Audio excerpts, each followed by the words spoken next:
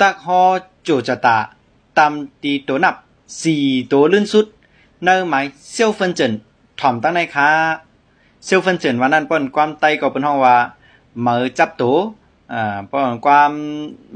ป้อนเมืองมันเฮาเป็นห้องว่ามาปงตินป้อนเมืองไทยเป็นห้องว่าบัตรประชาชนเนาะป้อเป็นคนเหล่เมืองเป็นห้องพาสปอร์ตนั่นน่ะเนาะเพื่อเขาติดตัวนั่นเป็นตัวนับ4ตัวลื่นสุดใต้มันนั่นนะตีป่องตัวนับเฮาตีซับแดงเฮาฮู้ตัว0ต่อถึงตัว9กันเนาะอย่าเฮาจังก้อยเอามารอกันด้วยเนาะตีป่องตัวนับ0ไล่เฮ็ดนำตีป่องตัวนับ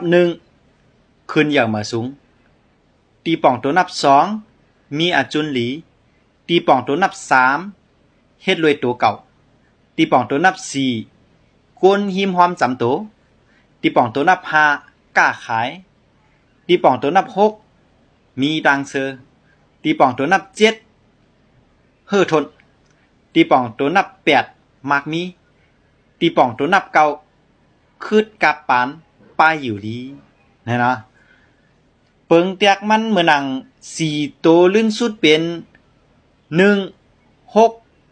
5 1 1ขึ้นอย่างมาสูง6มีดังเซอ5กล้าขาย1ขึ้นอย่างมาสูงพอเฮาเอาห่อห่มกันมาก็ติเย็นเป็นว่า1651เนี่ย